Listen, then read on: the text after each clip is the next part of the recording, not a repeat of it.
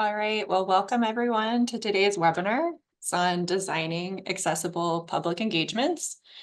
And I'm Melanie Knapp. I'm a program manager at the National Center for Environmental Conflict Resolution.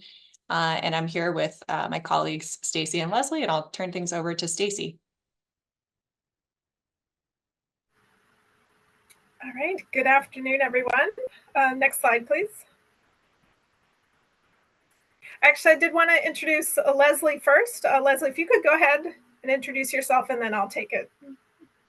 Sure. Thank you, Stacy. My name is Leslie Coker, and I am with the United States Environmental Protection Agency Conflict Prevention Resolution Center. There, I serve in the role as Conflict Resolution Specialist. And I've been with EPA for about 3 years now. Prior to EPA, I was with FEMA as an alternative dispute resolution advisor, assisting with disasters as well as within headquarters. And I just really love this work. So I'm glad to be here to talk to you all today about diversity, equity, inclusion as it pertains to our topic. And so I'll turn it over to you, Stacy, back to you. All right, thanks. And I'm Stacy Langsdale. I'm with the Collaboration and Public Participation Center of Expertise that is a part of the U.S. Army Corps of Engineers. And I've been there for about close to 17 years now. And our focus is supporting our agency and being more collaborative and engaging the public better. So we're excited to have this extra layer, this extra focus that we will be presenting to you today on thinking about accessibility. So today's presentation is about, we're basically going to be presenting to you the material in our quick guide on designing accessible public engagements. This was developed jointly by the 4 agencies you see here: Department of Interior, EPA, USACE, and National Center for Environmental Conflict Resolution. This guide was designed with federal agencies in mind, but we believe the information is directly relevant to everyone. So if you're a state or local or even private, we think the information is just good best practices that's going to be relevant to everybody. So this started over a year ago when our agencies jointly took a training on accessibility. And we felt that we should do something to support and encourage our staffs to consider accessibility and accommodation when we do public engagement. And in fact, taking these steps not only follows federal and state laws, but it's also the current administration's area of focus, that of being inclusive and serving all stakeholders and members of the public, particularly ones that our agencies may have neglected in the past. So our hope is that this guide will help staff in our agency learn how to consider accessibility and accommodation and make it just a routine part of our jobs and our culture. Next slide. Thank you. And so, Embedded, we wanted to start off with just what our agency accessibility statements are. And you will receive a handout for this. So this is also something that we want you all to refer to as you go forward. And hopefully you're encouraged to look and research to see what your agency's accessibility statement is if it's not represented here. And so as you can see, Environmental Protection Agency is on the top. It is the shortest one and really gets to the heart of it, which is that EPA is committed to providing equitable access to information and communication technology for all. And to meet this commitment, we here at EPA comply with all of the requirements of Section 508 of the Rehabilitation Act. It gets longer, and I'll just kind of point out the differences, but the Department of Army, they are too committed to making sure that they comply with the requirements. But in addition, they do specify what accessibility is and how they address it. So here in terms of accessibility, they make sure that information and communication technology is addressed. But they also go a step further with facilities and physical infrastructure, reasonable accommodation and personal assistance services, and access to all programs and activities conducted or funded by the Department of Army. And so we go into our third accessibility statement that we have shared with you all on the slides today.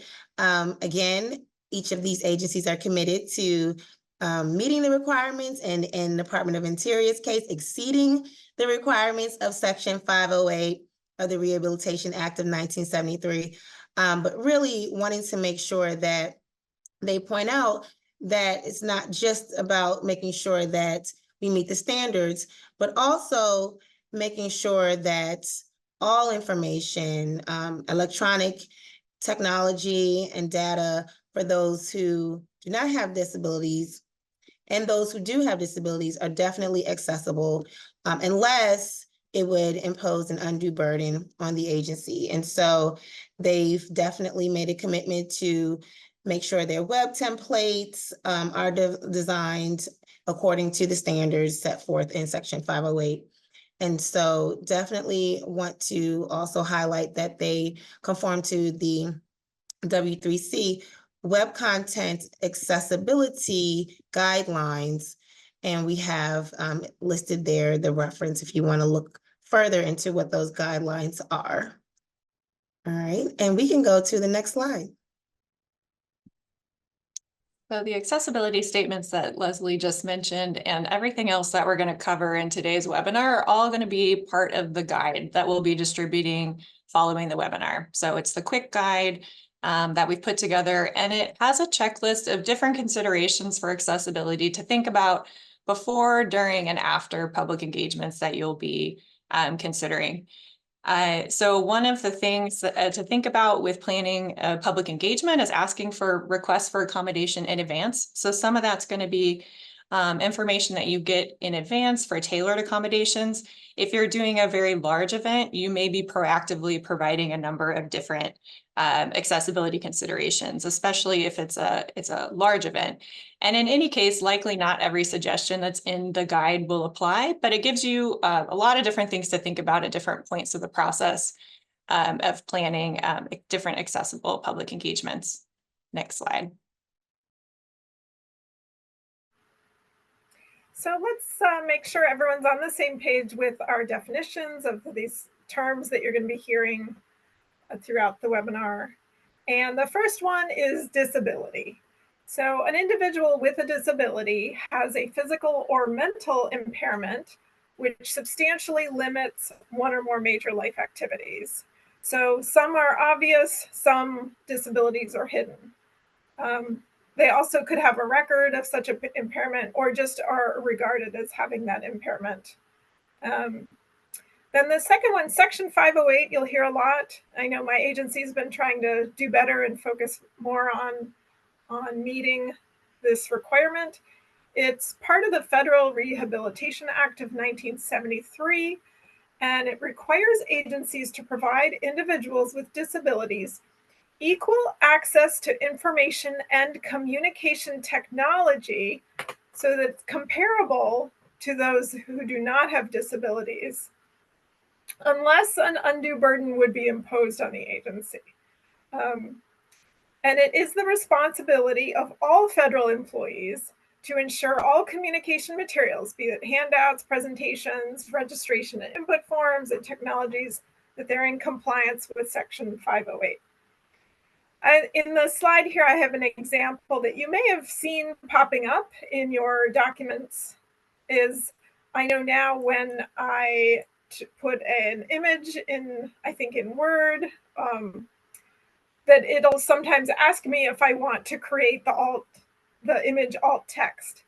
And what that means is that if someone is vision impaired and they have a screen reader, the screen reader will read out will read the alt text to help the person understand what's in the image. So it's valuable to have that in there. In addition to the caption, this would give more description of what is shown in the picture. Now, the bottom two images, we have accessibility and accommodations. A lot of times these terms are used interchangeably. There is a difference between the terms, whereas accessibility is more proactive, and it's when the needs of people with disabilities are specifically considered, and products, services, and facilities are built or modified so that they can be used by people of all abilities. We often think of curb returns on the sidewalks. They benefit people in wheelchairs or other mobility devices, but they also are helpful for people with strollers or bicycles. So what I like about accessibility is it's about being proactive to make the environment more accessible, and it can benefit a number of different people. In the image here, I have, this is actually at the Army Corps' new training center. They have it's a new building, and they included wellness rooms. They've included a needle box for people with diabetes or who need that service. There's a fridge if people need to store medications. And then there's a chair, so they encourage if you are a mother who needs to pump, it's a private space for that. Or if you just need a mental timeout to go into a dark room or a quiet room. So by providing this within the infrastructure, it can actually serve a number of different disabilities or needs that people have. Now, accommodations is more reactive. Accommodations strive to remove barriers during the design stage of an event. And an example is providing American Sign Language interpreters. So usually that is something that if needed as requested, you could provide an interpreter. Next slide, over to Leslie.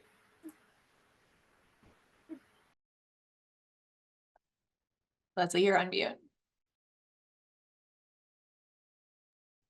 Thank you for letting me know. So now we're going to just initial planning of the event. And one, we like to make sure that people really think this through 2 to 6 months in advance. If you can plan in more than that, that's great, but 2 to 6 months will usually allow you to be able to identify all the resources that you need, identify all the people that you need to be involved, and really making your event or meeting a success. And so you want to identify people who can be a part of your planning committee. Specifically, when we talk about planning committees, you want to make sure that the people who you are joining with and partnering with to pull off your event are knowledgeable about accessibility and really can advocate for resources that will increase your accessibility. And this time you want to think about some things proactively.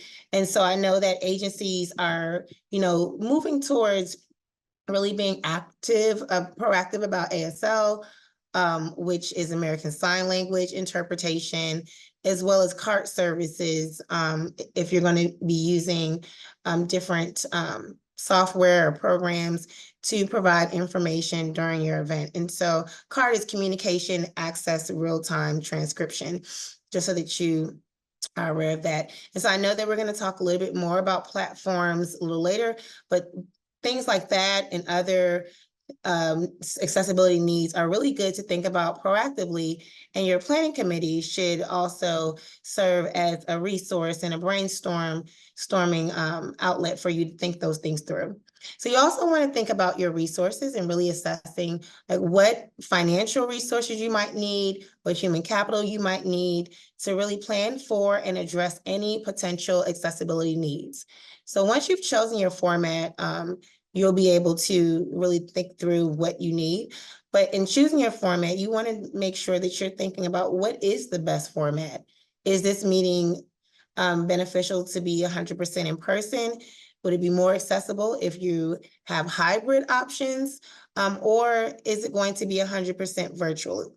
And all of that, making that decision is going to determine really what your next steps are when it relates to planning everything you're needing for people to access your meeting.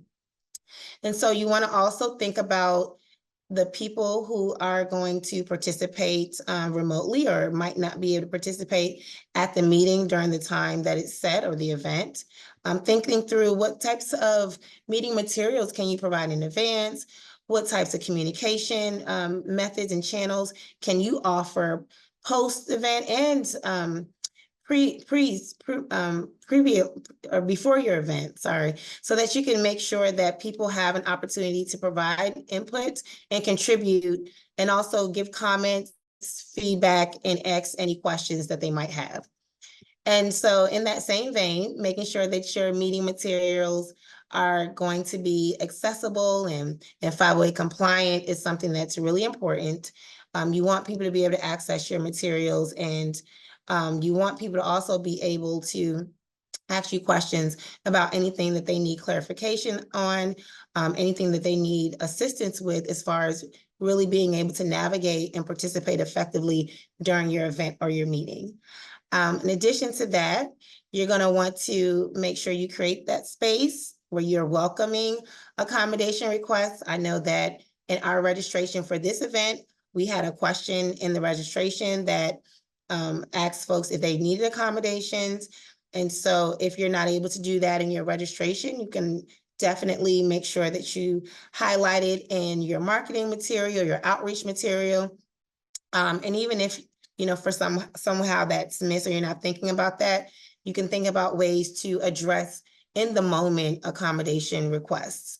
You also want to make sure that you are sending your invites in advance and in ways that will be accessible to people who you're looking for to participate.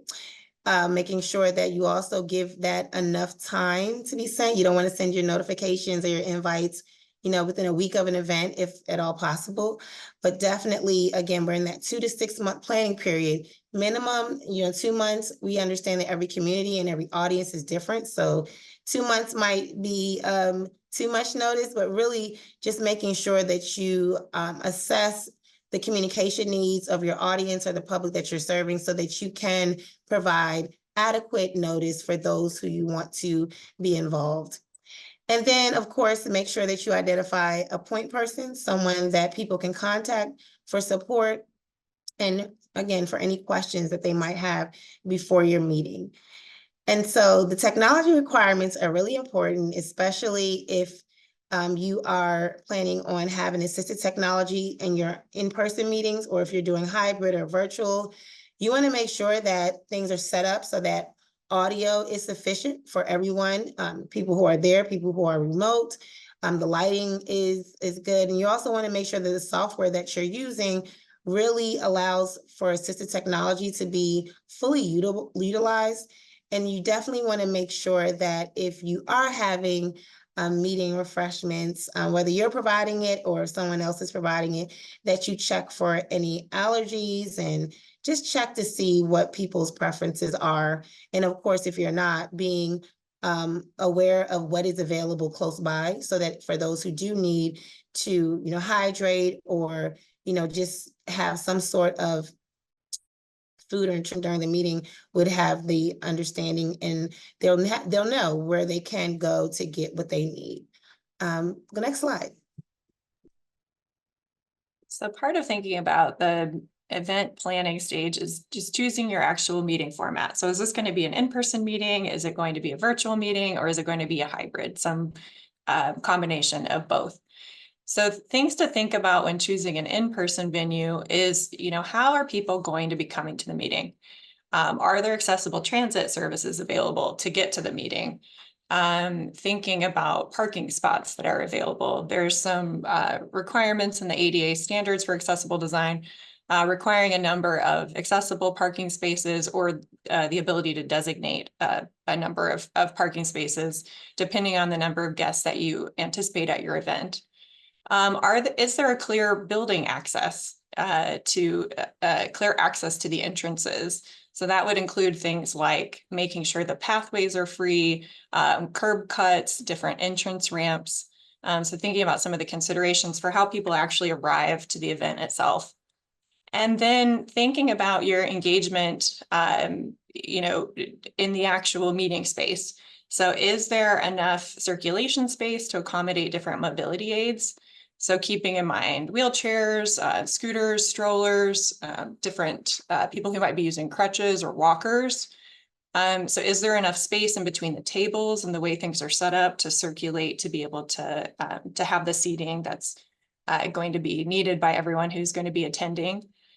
Thinking about the accessibility of different platforms, podiums, and where you sit people, the ground floor can be preferred, and it's ideal to have restrooms on the same level as the meeting. So if the meeting space isn't on the ground floor, having access to elevators to be able to have people go up to a second or higher floor, or ramps would be something that you'd be looking for. So another thing to consider would be whether the venue accommodates service animals. So can those service animals access the facility? Can they go into all the spaces where the event will be happening? Is there a service animal relief area? So how does the venue accommodate and deal with service animals?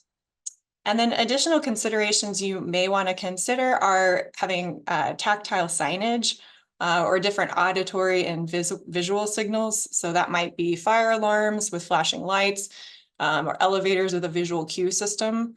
So different considerations to look out for. And then making sure your lighting is adequate in the room. So bright, adjustable lighting can allow for increased contrast for the audiovisual materials. And then also checking with the venue about emergency response plans and different accommodations for accessibility that exist in those response plans, so that you're thinking about different evacuation plans if you did have an emergency that would come up. Next slide. So thinking about a virtual meeting, you'll have different considerations in mind. Some of them are the same and some of them are overlapping, but in terms of choosing a platform, you may be looking for a variety of different features. So many of us have used different platforms, and they do work with different features differently, but checking to see that the accessibility features that you want to have are included with how that platform runs. So you might be looking for compatibility with assistive technology, such as screen readers, different ways to have screen contrast and color tools, ability to have closed captioning, and compliance and compatibility with keyboard navigation and shortcuts. So different considerations for different platforms. We found a great resource for comparing these platforms and their features is available at the GSA's website in the section 508 materials. So we can link that, and that'll also be part of the guide. But just different considerations to think of when you're actually choosing your platform to make sure that you have what you need for your public engagement. Next slide.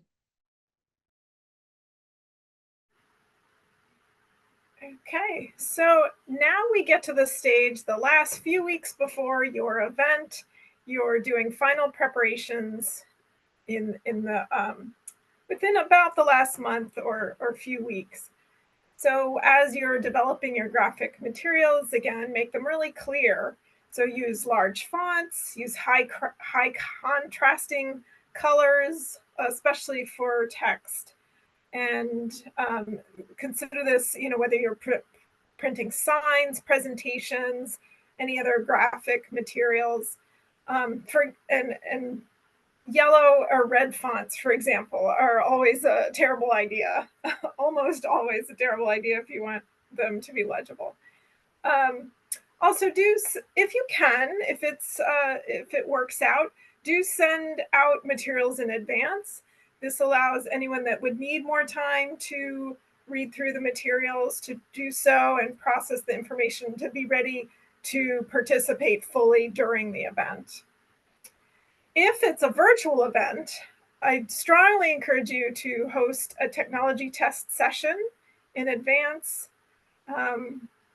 This gives all the participants some more confidence in using the technology. They can find the special features that are being offered, such as closed captioning, which we have today, and that's a feature that you can turn on yourself. And it just gets everyone more comfortable. I know Now, post-COVID, we're all a little more comfortable, but there's always, each platform's a little different. And if anyone needs more time to get comfortable, this tech test will help that out. And it'll also help, as the hosts, it'll help you be prepared to understand what your participants' needs are. Then finally, we've mentioned food a couple times. We know it's federal agencies, there sometimes is a little tricky to provide food, but there are ways to do it. And having a partner is definitely one way to provide. If they can provide the food, it's a good way. Just to help everyone make sure they feel comfortable and able to navigate the food table, it's helpful to label everything with the common allergies. And then also, this is a good time to just double check with the building manager and coordinate with them. Would a representative of the building like to make safety announcements in the beginning? Or would they like to give you that information? And just make sure your team is completely clear. If you did need to evacuate or take any emergency response measures, what would that mean? And so just making sure everyone is clear on that. All right, next slide.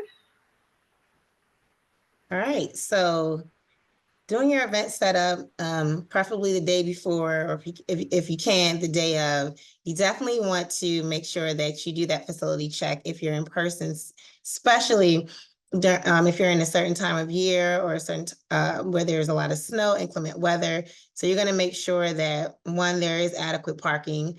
And if there is not, really giving people that information in advance of where they can park, where public transportation is. And that way people can plan. Definitely want to make sure that all entrances are clear of any hazards like snow or ice, wet leaves. Like, all of this can interfere with someone's ability to get in and out of the building, especially if they are using some sort of mobility device, or even if they have like pets or guide dogs that they're utilizing to get them to the space. And so really making sure that you're checking that information, the day of, definitely checking the weather the day of and the day before, so that way you can plan and prepare as best as possible. You want to make sure that within the facility there is enough room for, like was mentioned earlier by Melanie, for different mobile devices and equipment to be able to get through the walkways, making sure your paths are clear of any wires and any structures that might cause people's walkways to be blocked, or any interference with them being able to really, again, move around in a way that is really easy and just allows them to have accessibility to where they want to sit. And then that too goes into, like, if you have American Sign Language interpreters, or if you have monitors that you are using for people to be able to see the presentation or see information, really making sure that your seating is postured in a way that people will be able to, again, have ease with getting that information and being able to have that option of where they want to sit. So really checking that, checking in advance for what people need is really key to making sure that you're not scrambling, the day of or the day before to try to address accommodations that you need. As was mentioned, with AV and equipment setup, making sure that you have what you need. If you need translation equipment, I know that some people, especially in person, if they have translation services, they might require headphones that are speaking in someone's native language, or a language they can easily understand. If English is their second language, that's important. And really just having online in time to provide instructions and give that information in advance, so that people know how to access the different parts of the platform to be able to listen in a language that they easily understand, or have the navigation, the understanding of how to navigate for caption. So those are really important to make sure that you have in place the day before. And of course, if you can't do the day before, the day of. As was already mentioned, lighting is so important. Sometimes you can check every facility as you're planning and renting that venue, and then you get there and there's something going on, maybe construction or something's faulty, something's not working properly. So you definitely want to check for that and really try to think about alternatives if for some reason something's not working properly or working as it was when you originally planned and reserved that space. And of course, again, if you are doing something virtually, 100% virtually, making sure your lighting is adequate so people can see your face, and any material that you might be sharing, making sure that your audio is clear so that you're legible as you're speaking. And of course, if there are times when you're not speaking, making sure that you're utilizing that mute function so that your background noises don't cause a distraction. Those are really key to making sure people have a pleasurable experience and really are maximizing their accessibility during your event or meeting. And so we talked about just making use of, ASL and cart services, thinking about that beforehand and making sure that it's working properly the day of, making sure you have people in place the day of, making sure that you have backups for just in case there's cancellations. Those are really important things to think about so that you're not, again, scrambling or having to deal with not being that meeting or that event that gave someone access. And that can really cause issues in the aftermath if that happens. And so really wanting to make sure that you have identified that staff, whether that's, again, virtual or in the room, that can help you to troubleshoot issues, technical issues, issues that might involve just the building itself or the facility that you're using. So that way you're able to still provide a good presentation or a good event and also have that dedicated person or persons. Like today we have Rachel who can assist with different things that might go awry. That again is not related to what you're presenting or information that you're providing. And I think, yeah, that sums it up for the event set up the day of or day before. So we can go ahead and go to the next slide. So now you've done all the planning and you've made it to the actual event. So some things to think about during the event itself. So we mentioned making sure that you have the right kind of support there. So one of the ways that can look is having guides available for any needed assistance day of. So that might be providing verbal or electronic descriptions. It might be providing physical handouts of the meeting room, providing a tour of the platform, or connecting individuals with translators or ASL interpreters as needed. So having people on hand just to help with the flow of the event and make sure that everyone is getting connected to what they need to be able to fully participate. So making sure to reduce the background noise and minimize movement in as much as possible. So to help with hearing and to help with background noise. And then some considerations for the presenters and facilitators. So verbally describing different images, graphics and charts, different animations and videos to provide verbal cues of what's happening in the meeting. It might be commenting on the group, so it looks like we're seeing some nods here. So making sure to bring in those verbal cues about what's happening in the meeting space and what's being presented in the materials.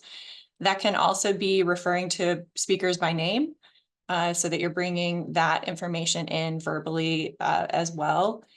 And whether it's a in-person or a virtual or a hybrid, making sure to document the meeting so that information about what happened in the meeting is available to those who couldn't attend. It provides another summary for people who were there. And then, as we've mentioned before, any materials that you're going to be distributing or presenting during the meeting would need to be Section 508 compliant to make sure that those are accessible both during and after the meeting. Some different considerations for virtual meetings to keep in mind are providing a chat monitor and a tech support so that you can respond to those any needed accessibility requests in the moment. So again, having the right staff to support the overall effort. And again, thinking about noise and background noise. So good practice to mute the microphones of those who aren't speaking. And then visually to have the cameras on for presenters so that you're enabling lip reading, thinking again about the colors that you're using in the materials, the contrast, and that would include also wearing high contrast clothing as well. And then regardless of what event you're holding, making space to gather feedback. So getting feedback from your participants about how the event was, what you might be able to do differently in terms of accessibility considerations moving forward. So making that space to gather feedback on the participant experience, all important things to be thinking about during the actual event itself. Next slide.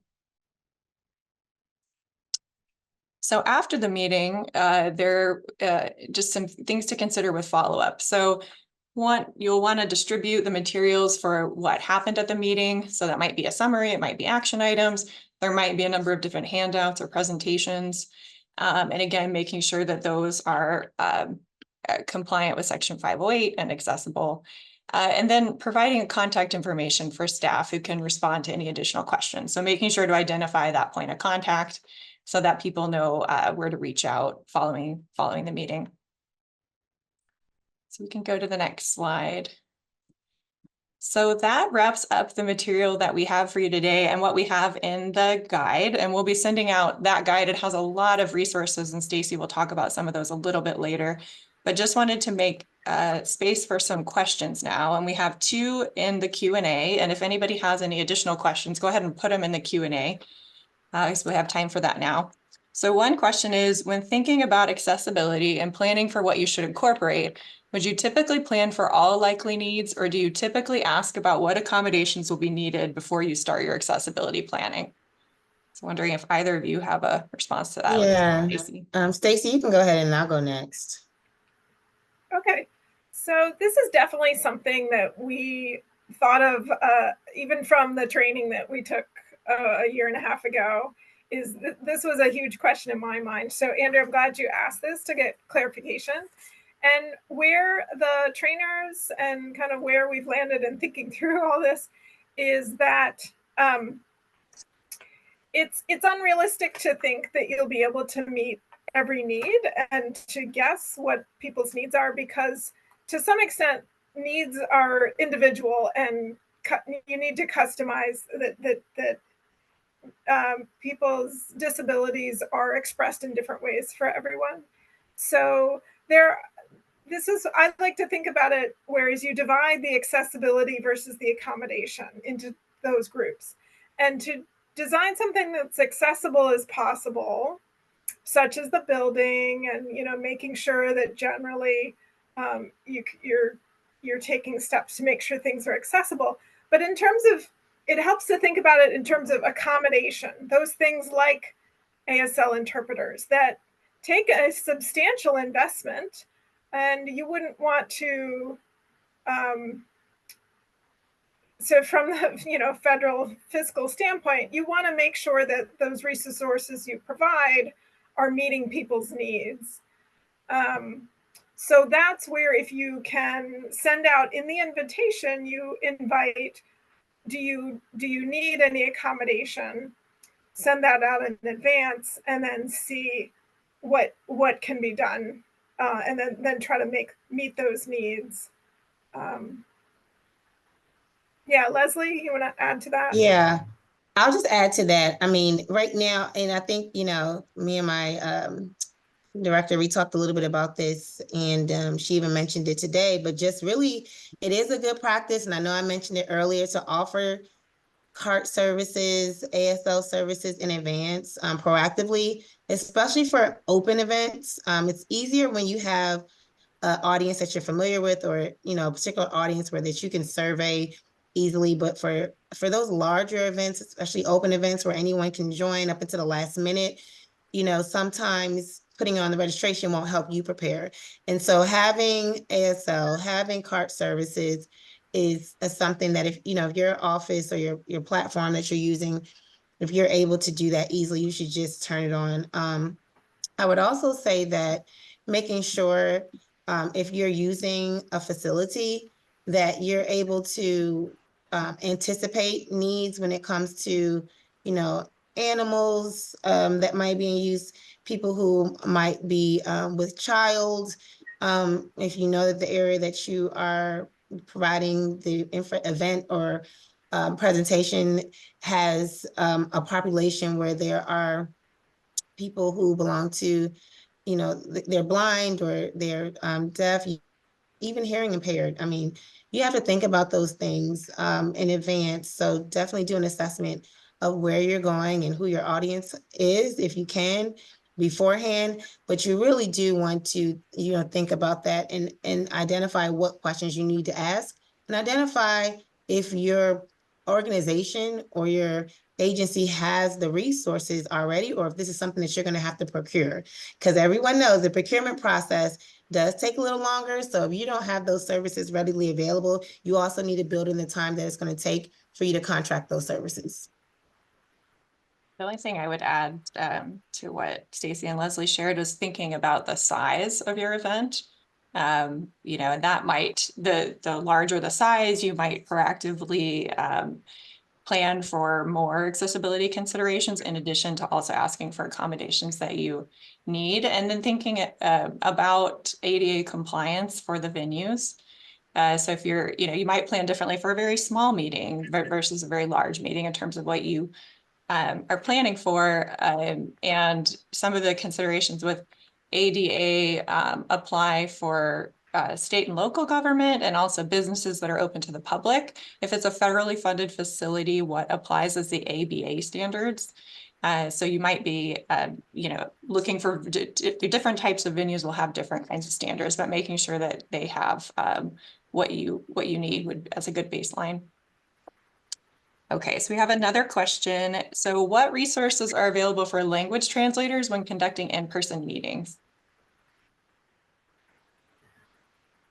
I know that for us, we do have different offices that provide support, or at least, you know, direction for how to go about getting that.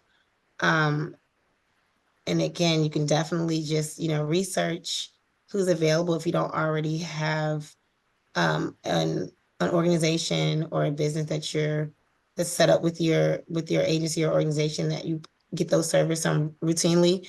We're able to ask for translation services through our Office of Environmental Justice and External Civil Rights. That's something you have to ask for in advance, but you know, you want to try to at least anticipate I think we're doing the top 10 languages right now that might be needed in any given community. So that way you're aware, but I don't know outside of just researching if, you know, if your company or your agency doesn't already have a dedicated resource that is partnered or contracted to provide those services. I'm not sure exactly like if there's one place to go to for all, but you definitely can get that information by researching. Stacy or Melanie? Yeah, this is something that my agency is starting to really think more heavily on, or at least I have a colleague that studied this on a detail with us, and she actually interviewed people at various agencies and organizations to see how other organizations are meeting the need for this. And in my own agency, a lot of these translation services has been met internally by just asking a colleague who speaks that language, which of course has limitations.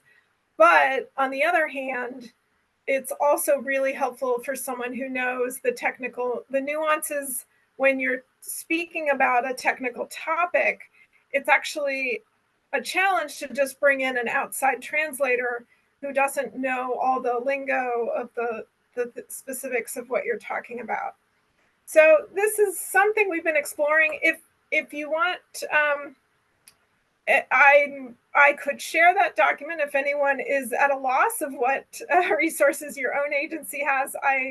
I'd be happy to look it up in or send you that document as a starting point, because it was encouraging. A lot of agencies have contracted resources or have been investing a lot. So. There's a related comment in the chat that I want to bring in. So a thought that comes to mind is how to address the unique needs of the remote Alaskan Native communities in which language services or facility accessibility services are unique and may be difficult to provide. The resolution of this may be to ensure that a healthy and robust government-to-government relationship is fostered with the communities in question to ensure that community needs are known. Absolutely. Thanks for bringing that in.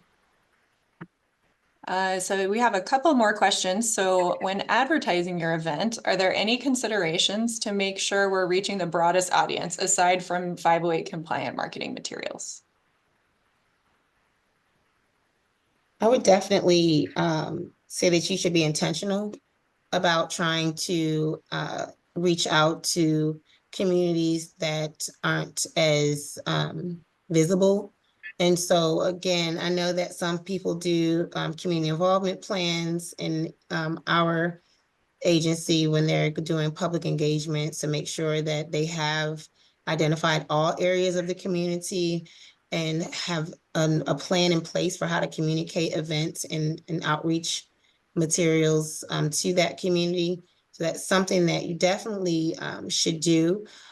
And that's, again, aside from having your materials compliant. And so I think I would, that's my tip, just to really make sure that you are reaching out to everyone and not just the always attend or always get the information. I think I would add to that is thinking about the translation that we were talking about. You might be putting out materials in multiple languages to reach a broader audience, and also just thinking about generally when can people attend certain meetings, who's likely to be able to consent, or are there things that you need to have present so that the communities that you're hoping will participate will be able to fully participate. So thinking about some of those considerations as well.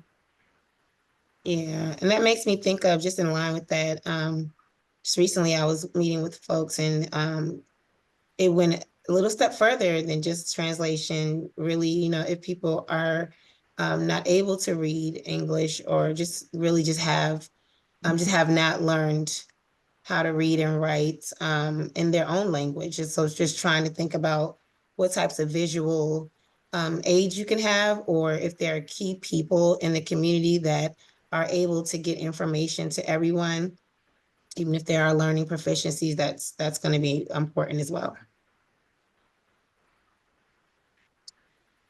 Okay, so one other question. So what about accessibility for people of all sizes? So for example, having a meeting at a school with desks that cannot accommodate people that are larger in size.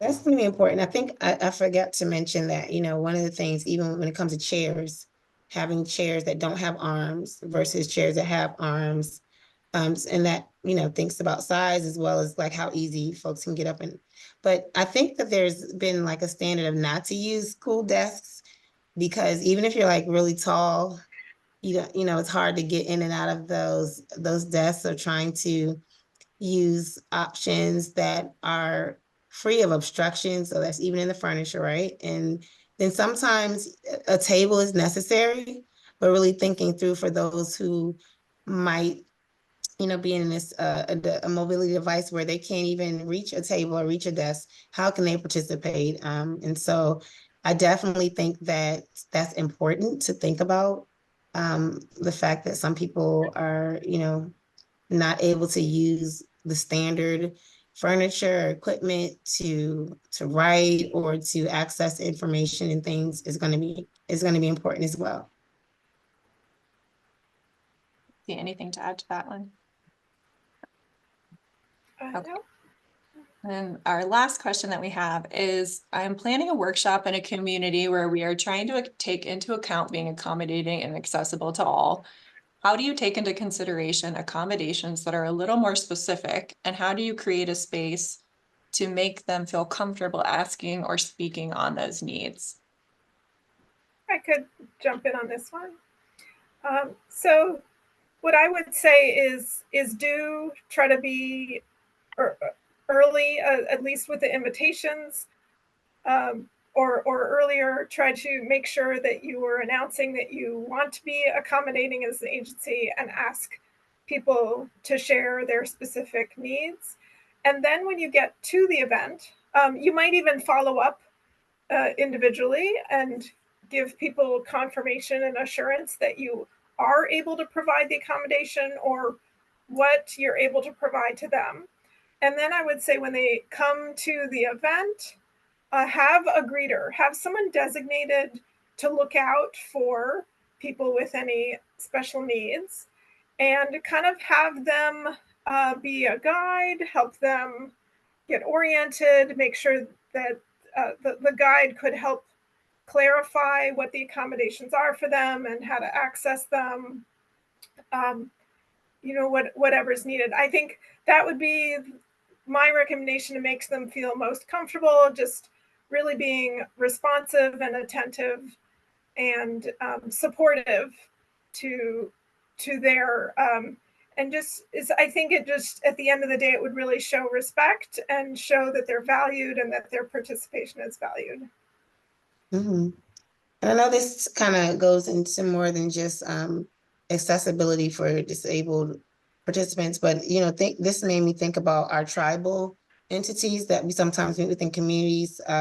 Sometimes location is key, and making sure you're being cognizant of, whether or not your location is even accessible to all parts of the community or people you're trying to reach. And so thinking about having multiple meetings, maybe more than one meeting, with the same material, but just in different locations at different times. So that way you can go into communities and meet people where they are.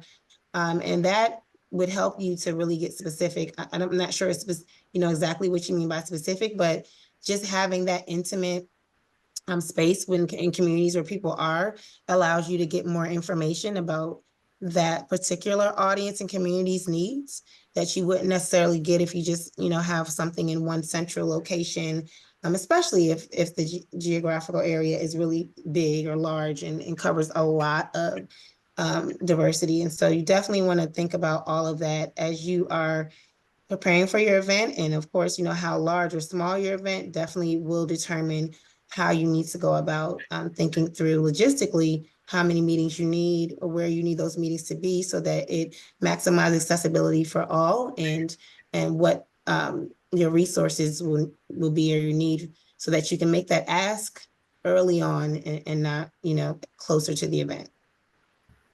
And there's a comment in the Q&A just to bring in related to this. So in addition to gatherings with large audience sizes, it can be helpful to afford breakdown or even small group opportunities, as sometimes people openly communicate better when the spotlight's not on them. So meet people at their levels. And that's a good broader consideration to think about, how are people going to participate at various parts of any meeting? And there's different preferences for participation. And, how can you create tiered participation and also different types that are going to meet the preferences of different people? Absolutely. Okay. So that gets us through all the Q&A. I don't see anything else. I think it might make sense to turn it over to Stacy just to talk about some of the resources. All right. Yes, so just to wrap up, these resources are listed in our guide, and there's many, so we've organized them into categories. First, if you just want to learn about disability and accessibility in general, I highly recommend the Section 508 website. Is a really robust resource on information and in how to make your materials accessible. We also have a whole section on accessible events and guides. There's really a lot out there already, and we drew heavily on these to create our own guide. And then I also separated those that focus primarily on virtual engagement, since those have different considerations. So I've pulled those out just for clarity on those. So we do hope that with this guide, our agencies will be able to give or take more time and resources to give attention to disability and accessibility needs, and that this will become a normal part of our culture, will be integrated as a routine expectation as we do engage with our publics. So thank you all for joining. I hope you, again, we will be sharing these documents. Melanie's team will be sending these out afterwards. And on behalf of the three of us, we'd be happy to be a resource for you for any follow-up questions. And so thank you for attending. Please share this with your colleagues so that we can get the word out. Yes, thank you all. Thank you all. Take care.